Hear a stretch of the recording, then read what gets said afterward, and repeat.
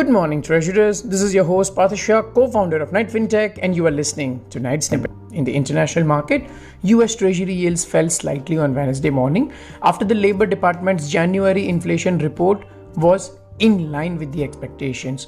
The US Consumer Price Index rose 0.3 percentage points in January, while core CPI was unchanged. With inflation bulls taking a backseat now as there was no CPI shock, Treasury yields retreated from the highs. US 10-year closed 3 basis points down at 1.15 percentage points and 30-year also closed 3 basis points down at 1.92 percentage points on Wednesday. In the crude oil market, crude is trading stable at $61.09 per barrel. Crude short-term range seems to be $59 to $62 per barrel. In the currency market, dollar index or DXY is at 90.43. DXY's today's range seems to be 90.04 to 90.76. USD CNY or Chinese yuan is at 646. USD INR with a low of 72.81 closed at 72.84 on Wednesday. It traded in 7 paisa narrow range once again. For the last 5 sessions, we are seeing a daily lower lows and lower closing, and it gives us an indication that USD INR may touch 72.70 very soon once the DXY weakness trade resumes. USD INR range for today seems to be 72.75 to 73 range. In the domestic market, government bond prices surged yesterday as the RBI's cutoff prices for the purchases of dated securities through OMO were way higher than expected, which provided comfort to the market participants amid concerns over the massive supply of dated securities. Let's have a look at the cutoffs for 10th February 2021 outright OMOs. 618 GS 2024 at 517 percentage points or 103.35. 717 GS 2018 not accepted.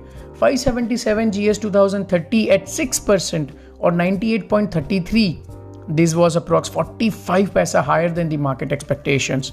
619 GS 2034 at 649 or 97.28. This was also approx 40 paisa higher than the market expectations. What does this higher cutoffs at OMOs mean for the GSEC market? It is loud and clear that RBI is putting all their efforts to bring the market yields back to 6% and have shown their discomfort with 6% range from previous 592 range. It is widely accepted and expected that RBI was buying in the secondary market as well before the cumulative rupees 48,000 crore GSEC auction scheduled for today and tomorrow. We have a cautious note here.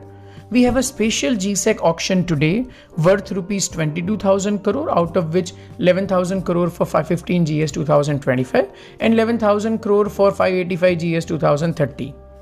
Today's GSEC auctions are in addition to the regular rupees 26,000 crore auction scheduled on Friday. Hence, we strongly feel that this rally will not last long and 577 GS 2030 will lose 3 to 5 basis points in no time in the next 2 days unless RBI rejects today and tomorrow's auctions, showing their discomfort with higher yields once again. Please note that there is no meaningful change in the SDL yields for now.